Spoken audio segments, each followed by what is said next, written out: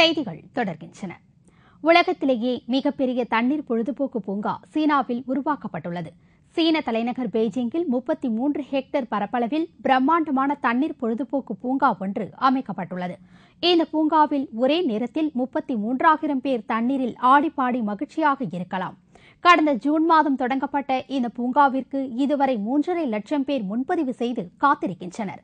இந்த பூங்காவில் செயற்கை முறையில் அலை உருவாக்கும் இயந்திரம் பொருத்தப்பட்டு அதன் மூலம் ராட்சத அலைகள் உருவாக்கப்படுவதால் இது ஒரு கடற்கரை போலவே காட்சியளிக்கிறது.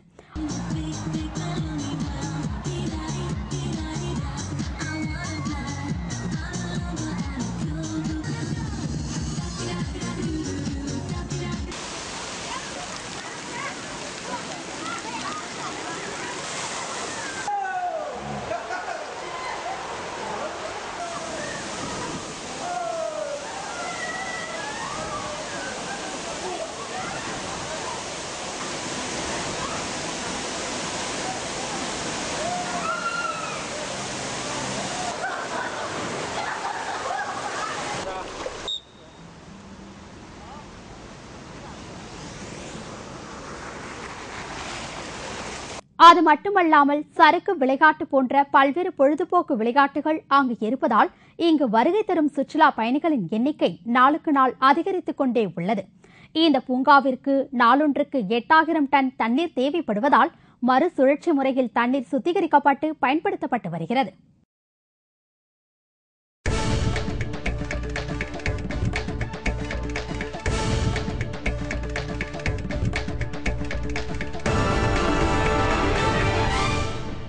இந்தியாவிற்கு எதிரான 3வது டெஸ்ட் கிரிக்கெட் போட்டியின் 2ஆம் நாள் ஆட்ட நேர முடிவில் இங்கிலாந்து அணி 3 விக்கெட் இழப்பிற்கு 456 ரன்கள் எடுத்துள்ளது. பிர்மிங்ஹாம் நகரில் நேற்று முன்தினம் தொடங்கிய 3வது டெஸ்ட் கிரிக்கெட் போட்டியின் முதல் இன்னிங்ஸில் இந்திய அணி 224 ரன்கள் மட்டுமே எடுத்திருந்தது. அதைத் தொடர்ந்து களமிறங்கிய இங்கிலாந்து அணி முதல் நாள் ஆட்ட நேர முடிவில் விக்கெட் இழப்பின்றி 84 ரன்கள் எடுத்திருந்தது. 2வது நாளான நேற்று மழையின் காரணமாக ஆட்டம் சற்று தாமதமாக தொடங்கியது. தொடர்ந்து சிறப்பான ஆட்டத்தை வெளிப்படுத்தி வரும் இங்கிலாந்து வீரர்கள் 2ஆம் நாள் ஆட்ட நேர முடிவில் 3 விக்கெட்டுகளை இழந்து 456 ரன்களை எடுத்துள்ளது. இதனால் இந்திய அணியை விட இங்கிலாந்து 232 ரன்கள் முன்னிலையில் உள்ளது. அந்த அணியின் சிறந்த பேட்ஸ்மேன் குக் 182 ரன்களுடனும் மோர்கன் 44 ரன்களுடன் அவுட் ஆகாமல் களத்தில் உள்ளனர். முதல் 2 டெஸ்ட்களைப் போலவே இந்த டெஸ்டிலும் இந்திய அணி தோல்வி அடைந்தால் தரவரிசை பட்டியலில் பின்னுக்கு தள்ளப்படுவதுடன் டெஸ்ட் தொடரையும் இழக்கும் என்பது குறிப்பிடத்தக்கது.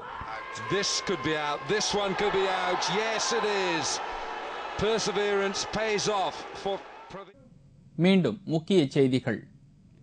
லண்டனில் ஏற்பட்ட கலவரத்தினால் 1,500 கோடி ரூபாய் இழப்பு ஏற்பட்டுள்ளதாக கணக்கிடப்பட்டுள்ளது. மேலும் கலவரம் தொடர்பாக இதுவரை 300 பேருக்கும் மேற்பட்டவர்கள் மீது வழக்கு பதிவு செய்யப்பட்டுள்ளது.